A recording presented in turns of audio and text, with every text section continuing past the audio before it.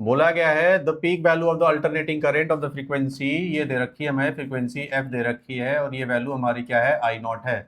Find the RMS, RMS निकालना है, आई RMS निकालना है। तो आई आरएमएस तो बहुत आसान होता है, आई नॉट बाई रूट टू लगाना पड़ेगा। आई नॉट की वैल्यू दे रखी है, रूट टू से डिवाइड कर दोगे, आंसर आ जाएगा। इसके बाद अगला जो क्वेश्चन में बोला गया, how much time will take to take in the reaching from zero to maximum value. इधर देख ले, इधर देख संयम, यहाँ जीरो है, मैक्सिमम करेंट, मैक्सिमम वैल्यू का मतलब क्या है, आई नॉट। जीरो से आई नॉट पहुंचने में कितना टाइम लगा, वो टाइम बता दो। तो मैंने तुम्हें सबसे पहले मेथड नंबर 1 बताया कि ग्राफ बना लो आप। ग्राफ जब बनाओगे किसके वर्सेस, करेंट आई वर्सेस टी, तो ग्राफ जो बनेगा वो ऐसा कुछ बनेगा, है ना। और यहां पर पूरा कंप्लीट ऑसिलेशन कंप्लीट होगा टी टाइम में। यहां पे करंट की जो वैल्यू है वो जीरो है, करंट धीरे धीरे बढ़ रहा है बढ़ रहा है, इस पर्टिकुलर पॉइंट पर करंट की वैल्यू हो गई क्या, मैक्सिमम। तो इसी पर्टिकुलर टाइम, टाइम चेक कर लो इस एक्सिस पर, तो टाइम कितना हो जाएगा, टाइम हो जाएगा टी बाई 4, क्योंकि ये वाला जो पॉइंट है वो टी बाई, ठीक। तो मतलब जो टाइम, जिस टाइम पर करंट मैक्सिमम होगा वो टाइम टी बाई 4 है। अब टी कैसे निकलेगा, टी निकलेगा 1 बाई एफ से। किससे निकलेगा, एफ की जो वैल्यू है वो हमारे पास 1/50 क्वेश्चन में गिवन है, जिसकी वैल्यू आएगी 0.02 सेकेंड। आगे बात समझ में। यहां पर जब वैल्यू डालेगा 0.02 डिवाइडेड बाई 4 करेगा, आंसर कितना आएगा, बोल। यहाँ 2 इंटू 10 की पावर -2 लिख सकता है, यहाँ 1/4 हो जाएगा, ये 2 2 जा हो जाएगा, यहाँ 1/2 10 की पावर -2 हो जाएगा, और 1/2 को डिवाइड करोगे तो 0 पॉइंट क्या आ जाएगा, 5 आ जाएगा, 10 इंटू 10 की पावर -2 सेकेंड। इसका आंसर लिखने का एक और तरीका है, 5 इंटू 10 की पावर -3 सेकेंड लिख सकते हो, और जिसको 5 मिली सेकेंड लिख सकते हो। यही आंसर दे रखा था। ये ग्राफ तरीका था। दूसरा तरीका, मैंने अगर फॉर्मूला लगाया, जैसे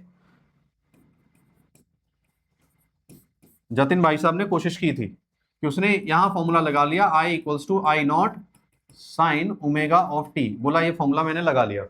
अब बोला कि आई नॉट की जो वैल्यू है वो बोली है हमारी कितनी है, 14.14, उसने ये वैल्यू भी डाल दी, यहाँ ओमेगा टी भी लिख दिया। अब उसे आई की वैल्यू नहीं पता थी, तो क्वेश्चन को अगर ध्यान से पढ़ोगे, क्वेश्चन बोला है कि कितने टाइम में उसकी वैल्यू कितनी हो जाएगी, मैक्सिमम हो जाएगी। मैंने सब पूछ लिया टी टाइम में मैक्सिमम वैल्यू हो जाएगी, वो भी आई नॉट हो जाएगी।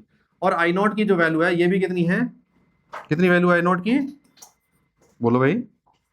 आई नॉट की जो वैल्यू है वो कितनी है, ये है 14.14 इक्वल्स टू 14.14 साइन, यहाँ पे क्या जाएगा, ओमेगा ऑफ टी, ये इससे कट जाएगा, यहाँ वैल्यू क्या होगी 1, यहाँ लिखोगे sign omega of T. Sine omega की साइन साइन की वैल्यू 1 कब होती है, जब यहाँ पे वैल्यू आ जाएगी कितनी, π/2, और यहाँ आ जाएगा ओमेगा ऑफ टी, तो यहाँ आ जाएगा π/2, यहाँ आ जाएगा 2 divided by T into T, कटेगा तो time T equals to t/4 हो जाएगा। ये भी एक तरीका है। इसी से रिलेटेड मैंने क्वेश्चन तुमसे पूछ लिया कि मुझे वो टाइम बता दो जब करेंट, इसी से रिलेटेड अब एक और क्वेश्चन पूछा कि वो टाइम मुझे बता दो जब करेंट की value I not divided by 2 हो रही है। कितनी हो रही है, आई नॉट बाई 2। अब फॉर्मूला अब आप फॉर्मूला लगाना चाहोगे तो आई इक्वल टू क्या आ जाएगा, आई नॉट साइन ओमेगा टी, आई की वैल्यू क्या आ जाएगी, आई नॉट बाई 2, आई नॉट यहाँ क्या आ जाएगा, sine omega t, I not से आई नॉट कट जाएगा, यहाँ 1/2 आ जाएगा, साइन ओमेगा टी आ जाएगा, और 1/2 साइन में किसकी वैल्यू होती है, pi divided by 6 equals to, यहाँ आ जाएगा ओमेगा ऑफ टी।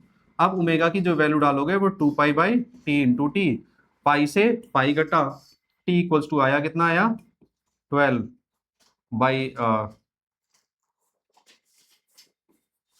यहाँ आ जाएगा small t equals to t divided by 12 second.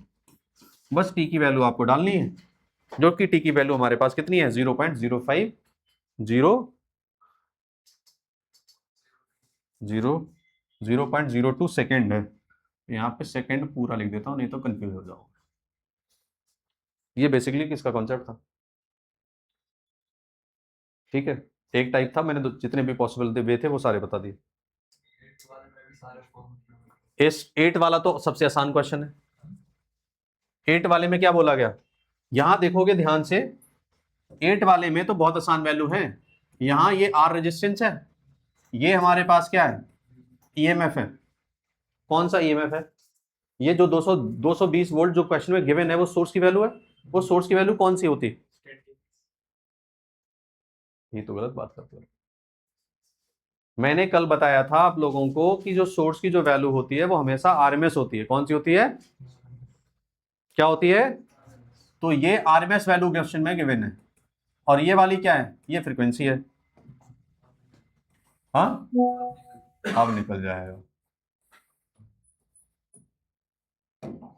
ये वैल्यू कितनी है, ये एफ है। और walls plug, what is the peak potential, peak potential का मतलब क्या हो गया, जाई नॉट चाहिए। जाई नॉट क्या हो जाएगा, √2 टाइम्स आरएमएस। फिर क्या बोला गया क्वेश्चन में, एवरेज बताओ, किसकी एवरेज की वैल्यू, पोटेंशियल की। जब नहीं दे रखी है एवरेज पोटेंशियल तो कौन सा वाला लगा दोगे, कौन सी 50 साइकिल्स के हिसाब से कौन सा लगाओगे भाई। आर एवरेज की जो वैल्यू होती है, एवरेज पोटेंशियल और एवरेज की वैल्यू क्या होती है, जीरो भी होती है।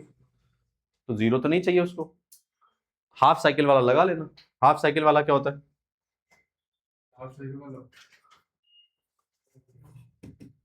टू जाई नॉट डिवाइडेड बाई पाई।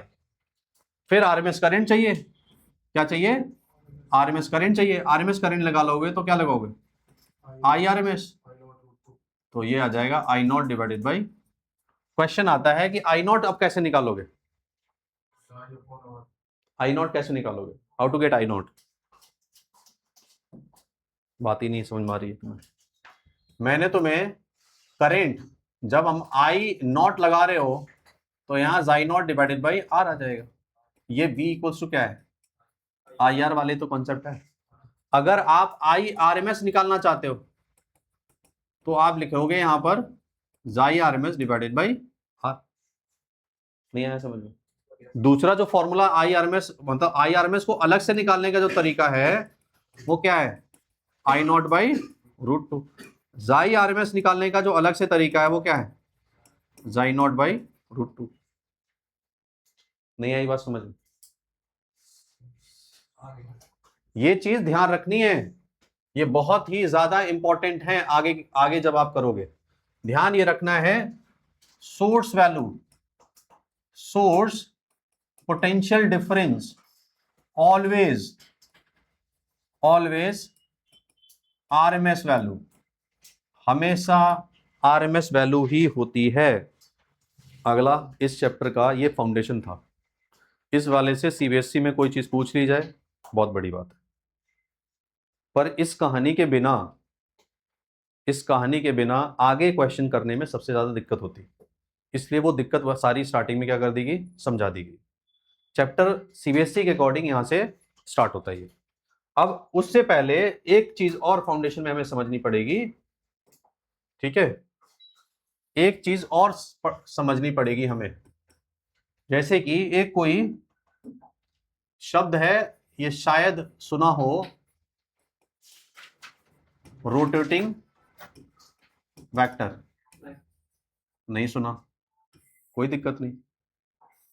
इधर देखो भाई, एक कोई वेक्टर ये ए है, ये ए वेक्टर है, एंगल कितना बना रहा है इसके साथ, थीटा। अब ये वाला जो कॉन्सेप्ट है ये समझ जाओगे तो अगले टर्म में जितने भी चीजें आएंगी, फेजर डायग्राम आएगा, बाकी सारी चीजें वो सब आसानी से समझ जाओगे।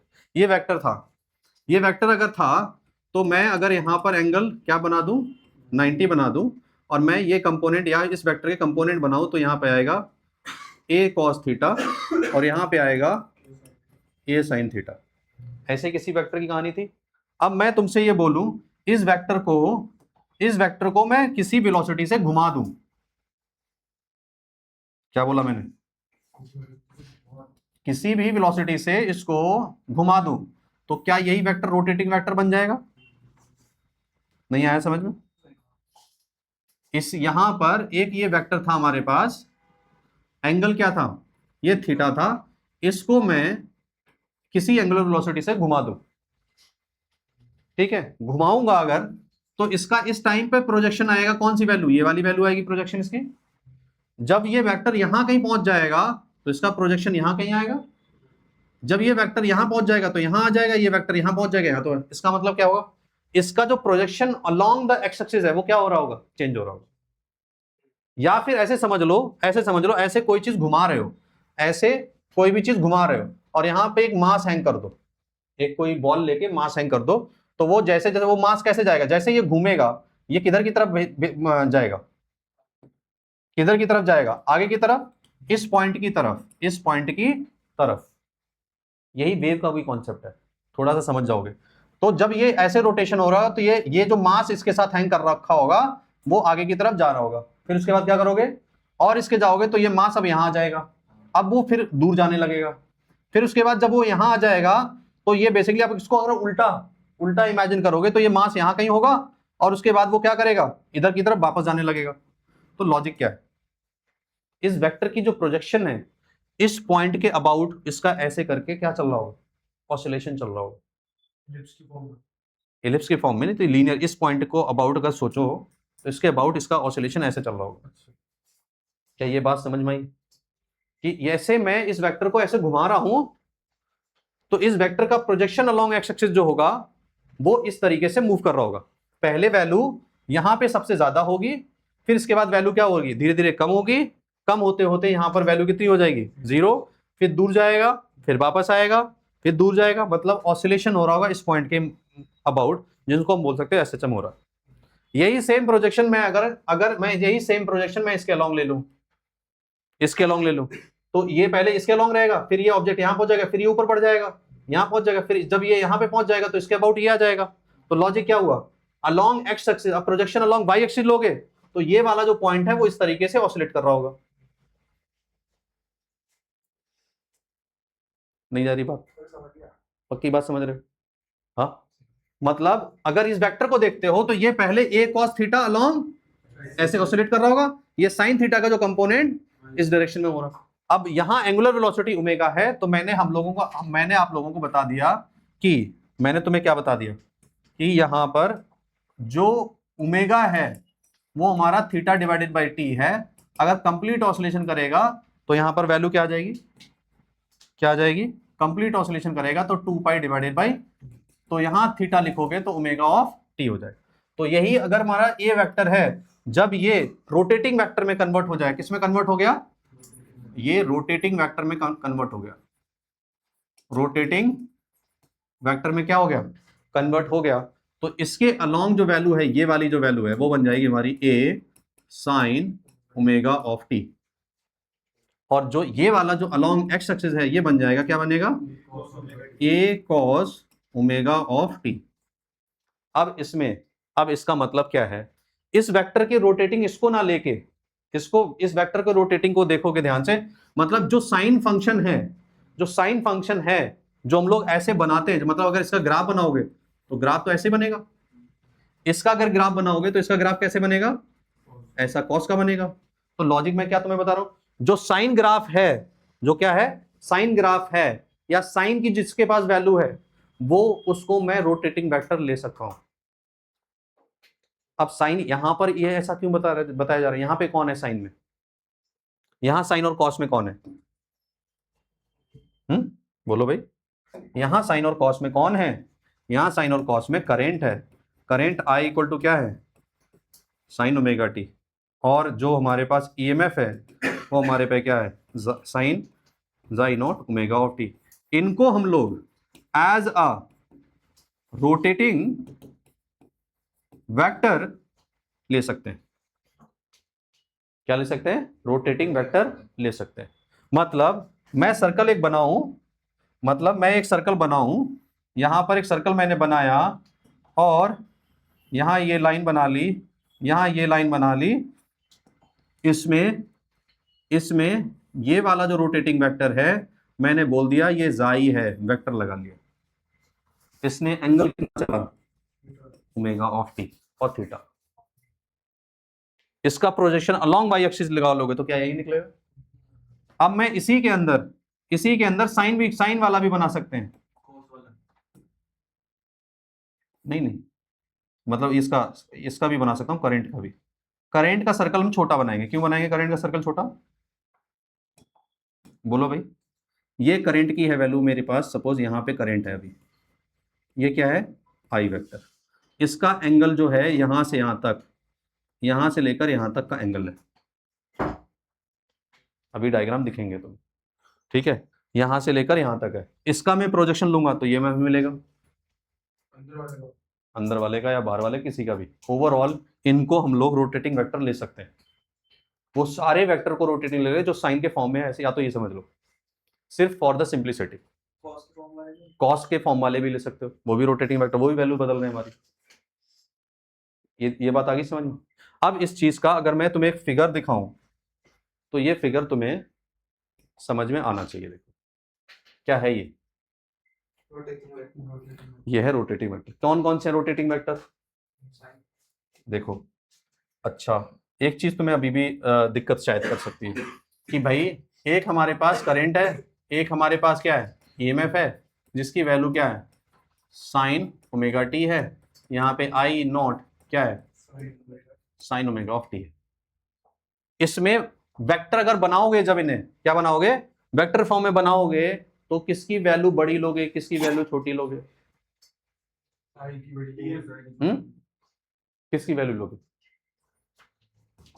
अच्छा, अब यही बात, ये सब चीजें कौन है? बहुत बढ़िया। चलो भाई, यहां पे मैंने 10 वोल्ट का ईएमएफ लिया, पॉजिटिव और नेगेटिव, और यहां पे मैंने ले लिया पहले 10 ओम की वैल्यू ले ली। करंट निकालूंगा तो कितना निकलेगा? 1 एम्पियर निकलेगा। करंट को क्या करूं, कैसे बढ़ाऊंगा? करंट की वैल्यू कैसे बढ़ा सकता हूँ? रेजिस्टेंस, क्योंकि आई इक्वल टू क्या होता है? V divided by R. तो मैं वी की जो वैल्यू है वो 10 तो फिक्स है, मैं करंट ही तो बढ़ाना चाहता हूं, मतलब रेजिस्टेंस को क्या कर दूं? कम कर दूं। कितना कम कर सकता हूं? मैक्सिमम 0 तो कर सकता हूं, इससे ज्यादा तो नहीं कर सकता हूं। रेजिस्टेंस 0 का मतलब समझ रहे हो? सुपर कंडक्टर बन जाएगा, लॉस ऑफ एनर्जी नहीं होनी है। रेजिस्टेंस मिनिमम कर सकता हूं, तो रेजिस्टेंस मिनिमम करूंगा, कुछ ना कुछ से डिवाइड करूंगा ना। 0.1 से ही मान लो डिवाइड मैंने किया, तो आंसर कितना आएगा? यहाँ कितना आएगा? बोलो भाई। रेजिस्टेंस अगर हम 0.1 कर दो, हालांकि ये वैल्यू हमारी क्या हो जाएगी? बहुत छोटी हो जाएगी। ओवरऑल रेजिस्टेंस अगर मैं बड़ा करूंगा, रेजिस्टेंस हम क्या करेंगे? बड़ा करेंगे। ये जो भी वैल्यू होगी, इससे जब डिवाइड करोगे, डेसिमल वाला छोड़ दो, नॉर्मल नंबर के साथ करो, 0.1 के साथ मत करो, ये वैल्यू क्या होगी? बहुत छोटी होगी। सुपर कंडक्टर मतलब 0.1 ओम जैसी वैल्यू होगी। ये वैल्यू क्या होगी? बहुत छोटी होगी। मतलब मैं कर सकता हूँ 0 डिवाइडेड बाई, यहाँ पे ज्यादा ज्यादा 1 कर सकता हूँ, 2 कर सकता हूँ, कुछ ना कुछ तो करना पड़ेगा। ओवरऑल ऐसा रेजिस्टेंस लो जिससे क्या हो? डिवाइड हो। डिवाइड अगर 10 किसी नंबर से डिवाइड होगा, 10 किसी नंबर से डिवाइड होगा, तो मतलब वो छोटा ही आएगा। इसका मतलब हो गया कि करंट कभी भी, यहां अगर 10 वोल्ट की वैल्यू है, 10 वोल्ट की वैल्यू है, ऐसा नहीं कर सकते हो कि 10 वोल्ट की पोटेंशियल डिफरेंस है सेल के पास और यहां मैंने 10 एम्पियर का करंट बना लिया। ऐसा कभी नहीं हो सकता। 10 एम्पियर का जो करंट है वो अपने आप में बहुत बड़ी वैल्यू होती है। जैसे कि हमारे पास 9 वोल्ट की जो सेल होती है ना, छोटी वाली जो घड़ी में लगती है, और उसमें लगती है 9 वोल्ट, 2 वोल्ट, 3 वोल्ट, 5 वोल्ट, ऐसे लगती हैं। कभी भी ऐसा नहीं होता वो अपने के बराबर कोई करंट प्रोड्यूस करता है, क्योंकि रजिस्टर तो हो सकता है, पर 1 ओम का अगर यहाँ रजिस्टर प्रोड्यूस लगा दोगे और इसके साथ, तो इसमें तो ये तो बहुत, उसके लिए बहुत छोटी वैल्यू होगी। 1 ओम का हो सकता है, 1 ओम का वैल्यू क्या होती है? बहुत अपने आप में वैसे भी बहुत छोटी वैल्यू होती है। तो वो वैल्यू जब आप अगर डालते हो तो वो यहाँ पे सब्स्टिट्यूट करोगे, और उसके चक्कर में जो करंट आएगा वो करंट लार्ज बन जाएगा। ये बात सही है, लेकिन एक बार यहां डाल दिए वैल्यूज, तो यहां पर जो चेंजेस आएंगे वो कभी भी 10 एम्पियर के प्रोड्यूस नहीं कर सकते। ठीक है, तो फिलहाल इस पार्ट को हम हटा देते हैं। ये बात तो समझ में आ गई ना? तो इसमें बड़ा कौन होगा? जाई बड़ा लेंगे। तो ये बड़ा वाला जो एरो है, बड़ा वाला सर्कल है, वो किसका है? ये बड़ा वाला सर्कल किसका है? जाई का। ये वाला सर्कल किसका है? आई का। मैंने वेक्टर लगा लिया। क्यों वेक्टर लगा लिया? क्योंकि इन दोनों को हम लोगों ने क्या बना लिया, इसको क्या अज्यूम कर लिया, रोटेटिंग वेक्टर ले लिया। ठीक, अब मैं जाई का इस ग्राफ के हिसाब से इस जाई का मैं वो लिखूंगा, तो इसका प्रोजेक्शन इसके अलोंग जब लिखूंगा, इसका प्रोजेक्शन जब इसके अलोंग लिखूंगा यहां पर, तो जाई का फॉर्मूला क्या बनेगा, जाई इज इक्वल टू देखो बनेगा, इसकी अपनी पीक वैल्यू आएगी यहां पर, वापस समझना, यहां पर ये तो आई है, यहां पे ये क्या है, ये आई है। जब इन एरो का प्रोजेक्शन यहां पे लूंगा तो प्रोजेक्शन हमारा कुछ ऐसा आएगा, इस पर्टिकुलर पॉइंट पे हमें इसका प्रोजेक्शन मिलेगा, वो क्या मिलेगा, जाई नॉट मिलेगा, और इसका प्रोजेक्शन यहां पे मिलेगा, वो क्या मिलेगा, आई नॉट मिलेगा। ठीक है, और साइन और कॉस के साथ मिलेगा।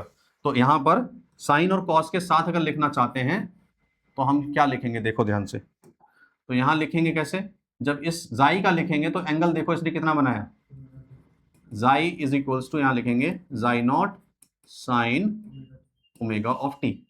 अब आई के लिए लिखेंगे तो एंगल देखो यहां से लेकर यहां तक है एंगल, ये पूरा एंगल कितना है, ओमेगा टी प्लस ये वाला एंगल कितना है, फाइव। तो यहां पर करंट जब लिखोगे तो करंट क्या लिखोगे, I not sine omega T plus five. आई लॉजिक समझ में। अब ये रिजल्ट कह क्या रहे हैं, ये रिजल्ट ये कह रहे हैं, यहां पर ये कह रहे हैं कि करंट और वोल्टेज दोनों साथ चल रहे हैं। कैसे चल रहे हैं, साथ चल रहे हैं। अगर वो साथ चल रहे हैं तो इनका जब तुम रोटेटिंग वेक्टर का फेजर बनाओगे तो यहां पर अगर ईएमएफ इसका बनाया है, ये ईएमएफ का है, एंगल कितना है, ओमेगा ऑफ टी, तो इसी के ऊपर करंट बनाओगे, ये बनाओगे क्या, आई, एंगल क्या है, ओमेगा, इसलिए इसके क्या है ये, तो इसका मतलब है बोथ, इसका मतलब क्या है, both are in same phase. ये क्या है, दोनों सेम फेज में हैं, इसका मतलब दोनों साथ चल रहे हैं। जब करंट मैक्सिमम हो रहा होगा तब वो ईएमएफ भी मैक्सिमम हो रहा, करंट जब मिनिमम हो रहा होगा तो ईएमएफ भी मिनिमम हो रहा होगा। ये बात समझ में आ गई। यहां पर अगर तुम देखोगे, इसमें देखोगे, यहां पे क्या कह सकते हो, बताओ कौन आगे चल रहा है, तो क्या क्या बोल सकते हो, यहां पे बोल सकते हो करेंट। देखो दो शब्द यही तो लिखने सीखने हैं, current lead by voltage bye phase of कितने एंगल से, फाइव। क्या हुआ, मतलब करेंट क्या कर रहा है, वोल्टेज से आगे चल रहा है, कितना एंगल चल रहा है, और इस फाई की वैल्यू कुछ भी हो सकती है, पाई बाई 2, पाई बाई 3, 30, 40, 50 डिग्री कुछ भी हो सकती है। दूसरा तरीका ये भी कह सकते हो, this is one way to write. दूसरा ये भी कह सकते हो, क्या कह सकते हो, कि ईएमएफ वोल्टेज क्या कर रहा है, लैग बाई फेज, कितना फेज ऑफ फाइव, वोल्टेज पीछे चल रहा है, कितना एंगल पीछे, 5। ये दोनों भाषाएं याद रखनी चाहिए कि जब आप फेजर बनाओगे तब अब इसका फेजर जब बनाओगे, इसका फेजर बनाओगे, फेजर का मतलब यही डायग्राम होता है, इसका जब फेजर बनाओगे तो फेजर इसका बनाने का मतलब क्या है, आप कोई सर्कल नहीं बनाओगे, आप सिर्फ इस लाइन को बनाओगे और यहां पर एक एरो किसके लिए बनाओगे, ईएमएफ के लिए बनाओगे, यहां बना दोगे एंगल कितना, ओमेगा ऑफ टी, जो आगे चल रहा होगा पहले, इसके बाद आगे एक बनाओगे किसका, करंट का, वैल्यू कितनी मैग्नीट्यूड का करोगे, इसकी छोटी रखोगे, और यहां पर एंगल कितना हो जाएगा, ये 5। इसका इस सिचुएशन का ये फेजर है, इस सिचुएशन का ये क्या है, फेजर है। अब एक फेजर होता है, उसके बाद एक होता है हमारा ग्राफ साइन का। अब देखो इनका अगर ग्राफ बनाओगे, एक साथ ही बनाओगे सारे, यहां पर ये देखो किसका है, साइन का ग्राफ है, पर साइन यहां पर दोनों ही है, साइन यहां पर दोनों ही साइन है, दोनों साइन है, तो किसका पहले ले लूं, किसी का भी ले लूं, मैंने मान लिया करंट ले लिया, किसका ले लिया, करंट का ले लिया, ये किसका है, करंट का, तो उसका बनाओगे, किसका बनाओगे आप, जाई का बनाओगे, जाई का क्या बनाओगे, इसके ऊपर बनाओगे, बड़ा बनाओ, बड़ा क्यों बनाओगे, क्योंकि उसकी वैल्यू क्या है, बड़ी है। तो ये वाला ग्राफ किसका हो गया, ये वाला हो गया, ये जाई की पीक वैल्यू देगा और ये वाली जो वैल्यू देगा वो आई की पीक। तो ये हो गया हमारा कौन सा, ये क्या हो गया, ये हो गया फेजर डायग्राम, ठीक है। और ये वाला हो गया हमारा नॉर्मल ग्राफ, जो रिजल्ट्स आएंगे। बात आ गई समझ में। इसमें जब ग्राफ बनाओगे, इसमें किसका बनाओगे पहले बताओ, इसमें करंट का वोल्टेज का बनेगा। करंट और वोल्टेज का, तो करंट का ज्यादा बनेगा, करंट का ज्यादा बनेगा, करंट का आगे चलेगा। अब इस आगे को ही समझना है, इसी आगे को ही समझना है। देखो यहां पर पहले किसका बना दें, वोल्टेज। हाँ वोल्टेज का बना देते हैं। चलो यहां पे बना दिया मैंने, किसका, वोल्टेज का बना दिया। इसी के साथ हम बना दें किसका, करंट का बना देते हैं। करंट का बना देते हैं छोटा, ठीक है।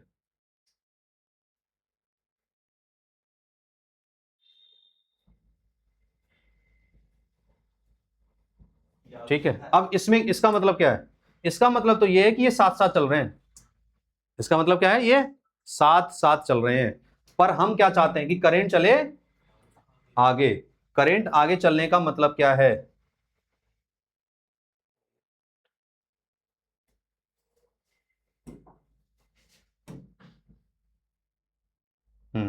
देखो ये ग्राफ आ गया। करंट आगे चलने का मतलब क्या, करंट को आगे शिफ्ट कर दो थोड़ा।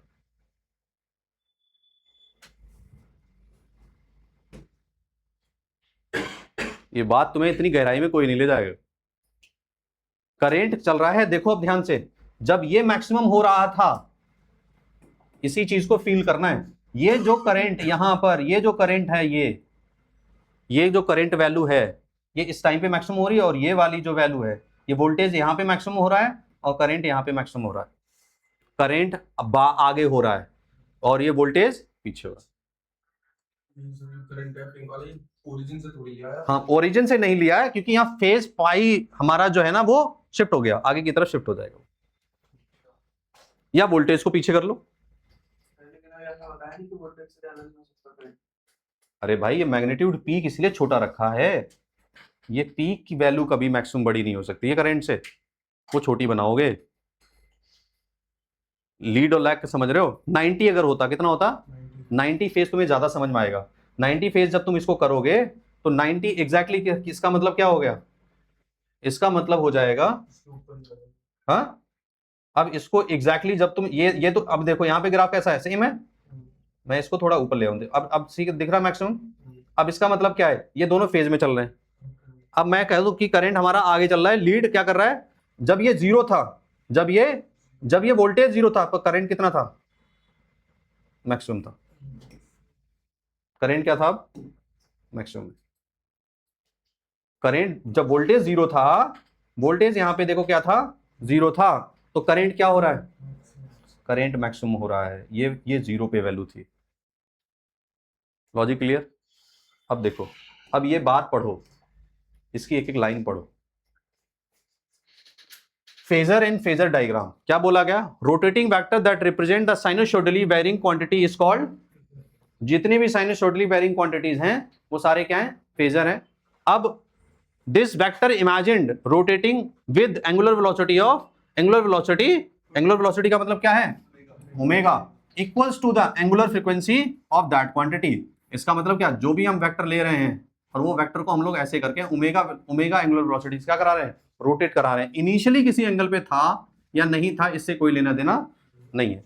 इसके बाद the length, its length represents the, अब मैंने बोला ये जो लेंथ है, ये लेंथ क्या है, ये इसका एम्पलीट्यूड है। क्या है, इसका एम्पलीट्यूड है। बार बार बात कर रहा हूं, यहां पर मैंने इसको एरो बनाया, यहां पे मैंने क्या बनाया, इसका एरो बनाया। ये क्या है, ये क्या है, ईएमएफ जाई है, वेक्टर है। पर इसका मैग्नीट्यूड, जिसकी लेंथ की बात करोगे तो ये इसका क्या है, ये जाई नॉट है।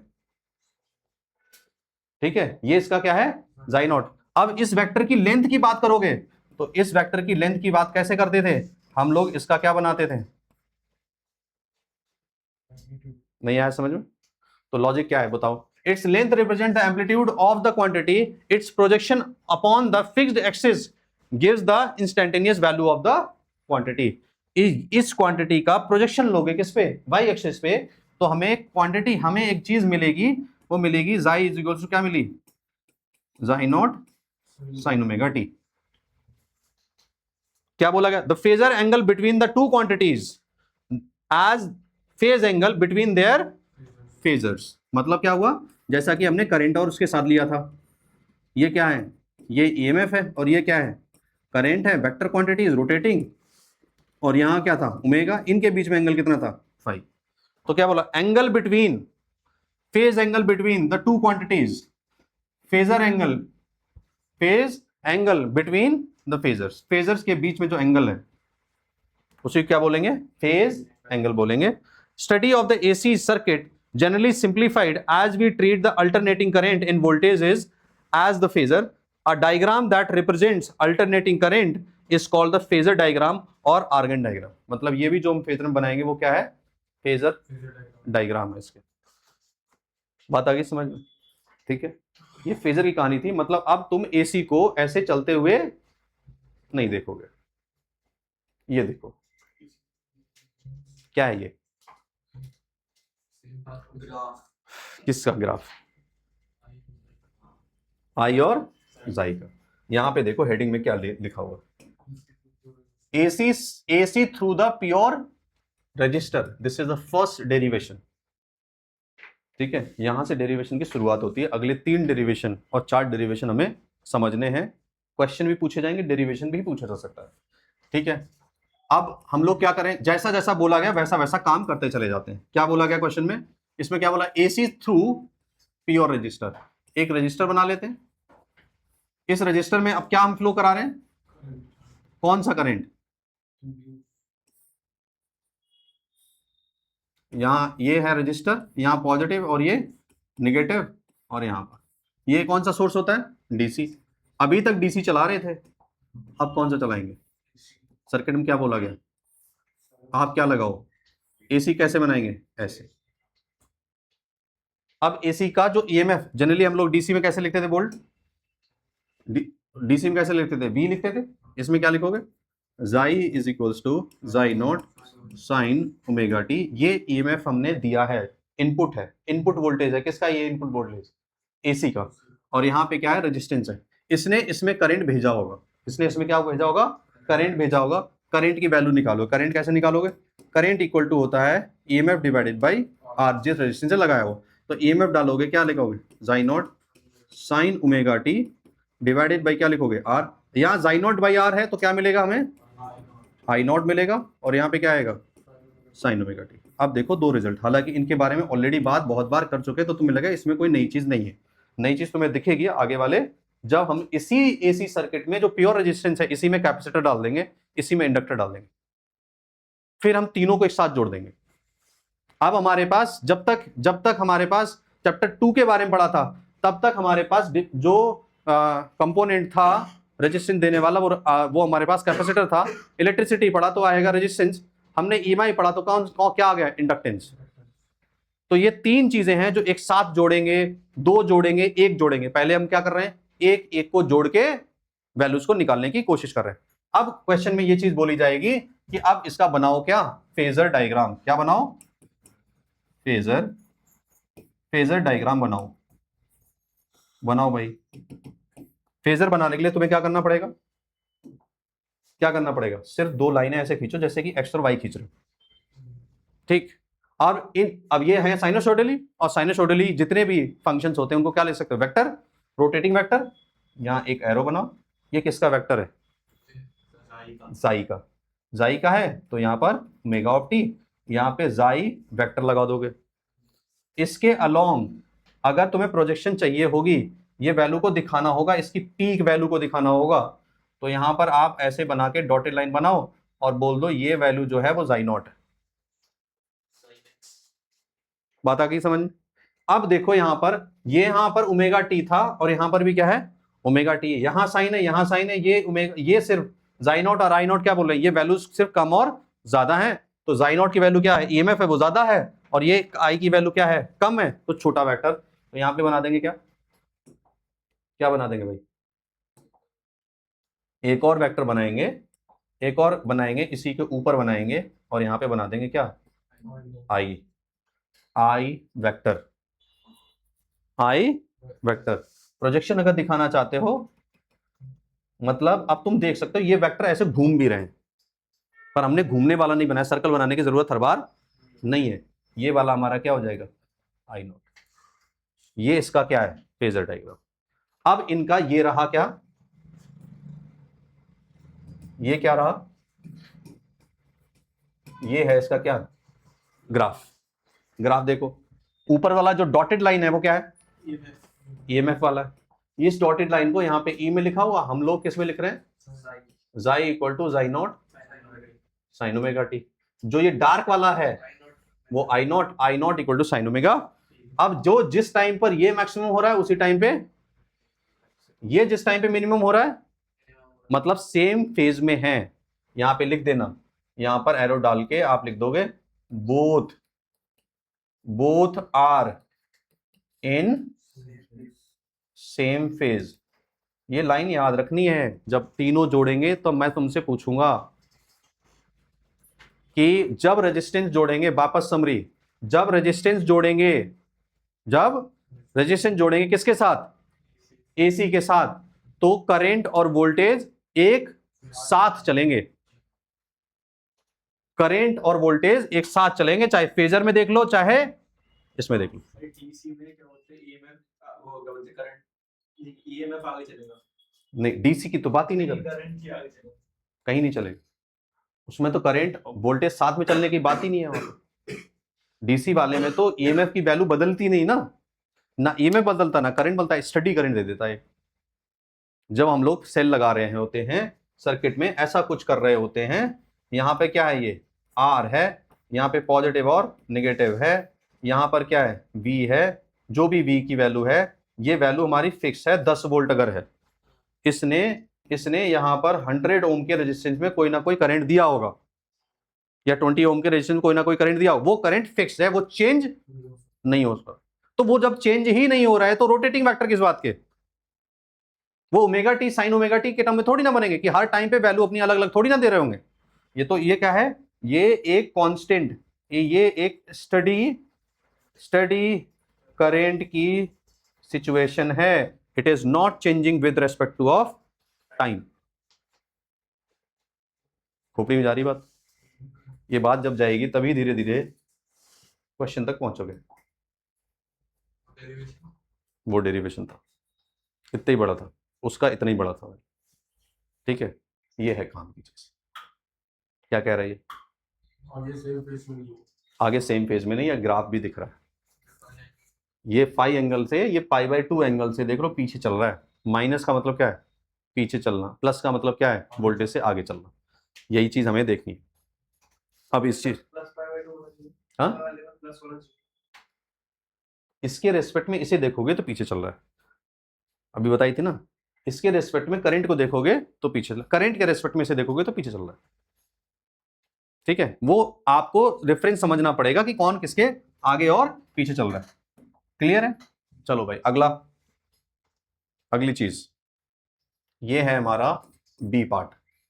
अब काम का डेरिवेशन है, यहां पे कई चीजें काम की हैं, ध्यान से समझना, जहां जहां दिक्कत आ रही है बस वो पूछते जाना। चलो भाई देखो, क्या करना है, इंडक्टर बनाना है। अब अभी तक क्या बना रहे थे, हाँ, रजिस्टर बना रहे थे। क्या जोड़े इसके साथ, सर्कल बनाओ, ये करो। इस सर्कल का मतलब क्या है, सोर्स है।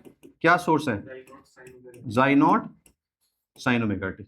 इसका मतलब क्या है, ये क्वाइल है, और क्वाइल का इंडक्टेंस है इसका क्या है,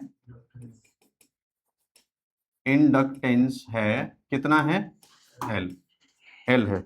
और एल की यूनिट क्या होती थी, हेनरी। क्या यूनिट होती थी भाई, इंडक्टेंस है और एल है। ठीक है, अब देखो बात समझो, इंडक्टेंस में जैसे ही करंट जाता है, इंडक्टेंस में जैसे ही करंट जाता है तो क्या होता है, यहां जो ईएमएफ जा रहा है या ये ईएमएफ दे रखा है, ये टाइम डिपेंडेंट है। इसकी वजह से करंट बनेगा इसमें, वो भी क्या होगा, टाइम डिपेंडेंट होगा। वोल्टेज बदलोगे तो करंट भी बदलेगा, वोल्टेज टाइम डिपेंडेंट है तो करंट भी टाइम डिपेंडेंट होगा। करंट टाइम डिपेंडेंट है, करंट मतलब चेंज हो रहा, चेंज वाला करंट अगर किसी कॉइल में जाता है, फ्लक्स में चेंज आएगा, और फ्लक्स में अगर चेंज आएगा तो ये कॉइल क्या कह रही है, अपने अंदर होने वाले चेंज को अपोज करेगी। अपोज करेगी तो क्या करेगी, इसके अपोजिट एक बैक ईएमएफ बना देगी। मतलब इसका जो बैक ईएमएफ होगा इधर की तरफ वो क्या होगा, -L di divided by dt, है ना। ये वाला क्या होगा, ये है बैक ईएमएफ। अब तुम्हारे दो तरीके हैं इसको करने के। एक तरीका ये है कि केवीएल लगा लो। क्या लगा लो, केवीएल लगा लो। ये हमारा है, ये बैक ईएमएफ है, ये ईएमएफ जो है वो बैक ईएमएफ है, ठीक है, बैक पीछे की तरफ चल रहा है। तो यहां पर वोल्टेज है कितना, एक तुमने दिया वो, और एक जो इसने पैदा किया वो, इसके अलावा और तो कोई सेल है नहीं। तो इसका तरीका क्या है कि कपलाई, अगर मैं केवीएल का थोड़ा ध्यान दिलाऊं, केवीएल नहीं भी याद करोगे तो भी ये हो जाएगा, अप्लाई केवीएल। तो अगर मैं इस सर्किट को, इसका मैं इधर से जो चल रहे हैं, इधर से जो हम जो चल रहे हैं, तो इसका पॉजिटिव वैल्यू है, ईएमएफ है, और इसके अपोजिट जा रहे हैं तो ये निगेटिव है, तो ये ईएमएफ हो गया, कौन सा हो गया, ये यहां लिख देता हूं बैक, ये क्या लिख देता हूं, बैक। ये जो था वो इनपुट वाला था, ये क्या था, जो हमने इनपुट दिया उसे मैंने पॉजिटिव लिया, तो बैक को ले लिया क्या, नेगेटिव। इनके समेशन को क्या लिख दोगे, नहीं आई बात समझ में। अब इसका मतलब क्या है, अब इसकी वैल्यू को इधर की तरफ लेके जाओगे, ईएमएफ की वैल्यू डालोगे, ईएमएफ की वैल्यू कितनी डालोगे, L di divided by dt। यहां वैल्यूज डालोगे, सिंप्लीफाई करोगे, किसको सिंप्लीफाई करना चाहते हैं, किसकी वैल्यू को निकालना चाहते हैं। अच्छा एक काम करते हैं, इसको सेल को थोड़ी देर ऐसे बना लेते हैं, और जो इसने यहां पर बैक ईएमएफ किया होगा ये तो अपोजिट हुआ होगा, ये वैल्यू जाई है, ये वाली है जाई बैक, अपोजिट है। इधर से चलना स्टार्ट करो, नेगेटिव से एंटर करोगे, पॉजिटिव में एंटर करोगे तो पॉजिटिव वैल्यू क्या होगी, पॉजिटिव होगी। यहां नेगेटिव से यहां पे एंटर करोगे, इसमें आएगी, ये वैल्यू आ जाएगी। कैसे आप एंटर करना चाहते हो, आपकी मर्जी। आप जिस एंड पे निकलते हो उसका साइन चेक कर लो, उसका साइन अगर चेक करोगे, तो यहाँ पॉजिटिव, यहां तुम बनाना चाहते हो तो पॉजिटिव बना दोगे, ये -L di बाई dt यहां पे सब्स्टिट्यूट कर दोगे, वापस नेगेटिव आ जाएगा। ठीक है, अब तो बात सही है। ये तो यहां वैल्यू क्या आ जाएगी, ओवरऑल जाई इज इक्वल्स टू क्या आ जाएगा, -L di डिवाइडेड बाई क्या आ जाएगा, dt। ये वैल्यू इधर भेजोगे, बैक ईएमएफ की वैल्यू डाल दोगे, यहां पे निकाल लोगे। और तुम्हें इतनी बात नहीं भी समझ में आ रही है, ये हो क्या रहा है, तुम इस बैक ईएमएफ को उठाओ, यहां लिख दो, ठीक है, पॉजिटिव वैल्यू के साथ, और क्रॉस मल्टीप्लाई करो, और डी आई निकालो। यहां से डी आई क्या आ जाएगा बताओ, ईएमएफ ध्यान से देखो क्या आ रहा है, ईएमएफ आ जाएगा, एल जाएगा नीचे, dt जाएगा ऊपर। हमें आई की वैल्यू निकालनी है, ये डी आई की वैल्यू है, तो क्या करोगे, इंटीग्रेट करोगे तो क्या आ जाएगा, एल dt, इंटीग्रेट कर दोगे। इंटीग्रेट कर किसको रहे हैं, क्या इसका एल बदल रहा है, क्या इसका जाई बदल रहा है, थप्पड़ मारेंगे, जाई तो बदल रहा है, तो जाई को इंटीग्रेट करना पड़ेगा। यहाँ पे टाइम डिपेंडेंट, तो जाई की वैल्यू है कितनी, बोलो, यहाँ पे इंटीग्रेशन, यहाँ लिखोगे क्या, जाई नॉट, क्या लिखोगे, sign omega T divided by L into क्या लिखोगे, dt। बात आ गई समझ में। इस चीज को यहां से यहां कनेक्ट कर लेना, ठीक है, यहां वैल्यू को कनेक्ट कर लेना। इन दोनों को जैसे इसने बात की थी, ज्यादा परेशानी तुम्हें आ रही है तो इसको पॉजिटिव ले लेना, कोई दिक्कत नहीं। जब उधर ट्रांसफर करोगे, जाई equals to minus EMF back आ जाएगा, और इसकी वैल्यू को उठा के यहां पे वैल्यू डालोगे, वापस पॉजिटिव होगा, ठीक है। यहां पे भी मतलब केवीएल निकालना चाहते हो, केवीएल के हिसाब से लगा सकते हो। चलो भाई, तो आई इक्वल टू ये आ गया, आप किसको इंटीग्रेट करोगे, क्या वैल्यू आएगी बताओ, आई इज इक्वल्स टू जाई नॉट बाई एल बाहर आ गया, इंटीग्रेशन यहां पे क्या आएगा, साइन ओमेगा टी dt। बोलो भाई integration, I is equals to क्या बोलोगे, बोलो, जाई not by L, sine omega T का integration minus cos omega T by omega, यहां वैल्यू, और ये हमारे पास मैंने लिमिट तो लगाई नहीं, तो यहां क्या लगा दोगे, कांस्टेंट, क्योंकि ये कैसा है, कौन सा इंटीग्रल, इनडेफिनिट है, ठीक है। तो इसकी वैल्यू को मैं बाहर निकालूंगा, तो आई इज इक्वल्स टू माइनस क्या आ जाएगा बोलो भाई, node जाई not omega L cos omega T plus of क्या आ जाएगा सी। मैं सबसे पहले इस कांस्टेंट वैल्यू को निकालना चाहता हूं। कांस्टेंट वैल्यू को निकालने का तरीका देखना है आप। At time t equal to 0 current की वैल्यू कितनी थी maximum जब शुरू हुआ था, तो करंट सर्किट में था क्या, अरे 0 0। करंट की वैल्यू कितनी थी, जब ये वैल्यू डालोगे, जब यहां वैल्यू डालोगे, टी की वैल्यू डालोगे, ये सब कुछ निकालोगे, क्या आएगा, minus I naught omega L plus 401 निकालना फिर I 0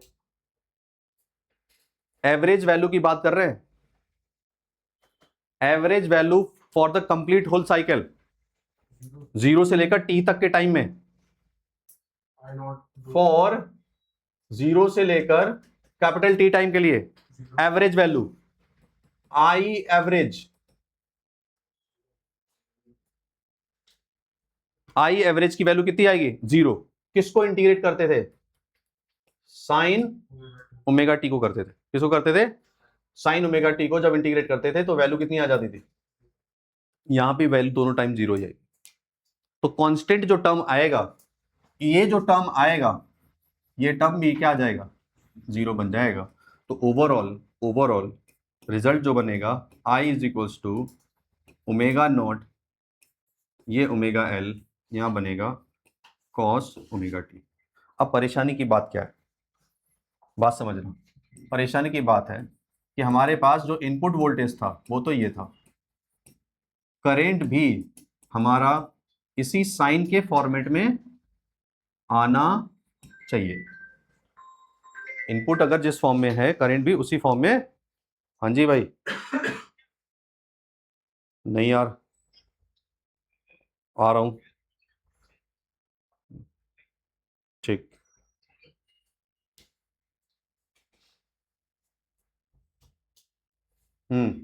जाई इक्वल टू जाई not sine omega t, I equal to I not sine omega t. मैं क्या बता रहा हूं, यहां अगर साइन में हो तो यहां पर भी क्या आएगा, साइन में वैल्यू ही आएगी।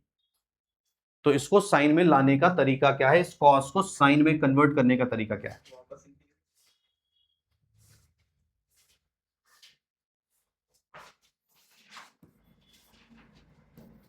साइन 90 माइनस थीटा क्या होता है, cos theta. Cos 90 minus theta क्या होता है, साइन थीटा।